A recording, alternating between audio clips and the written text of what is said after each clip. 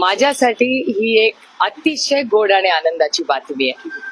योगायोगाने ती बातमी बघितल्या मी दोघांनाही संपर्क साधला आणि आज मनापासून म्हणजे माझ्या अंगावर आज ऍक्च्युली काटा आलाय की इतका आनंद आणि समाधानी गोष्ट होती. कारण आमची आणि बाळासाहेब ठाकरेंचे 5-6 दशकाचे कौटुंबिक संबंध आहे आणि दोघही म्हणजे उद्धवजी आणि राजी दोघही आम्हाला सगळ्यांना आमच्या पवार कुटुंबाला अतिशय दोघही तेवढेच प्रिय आहे.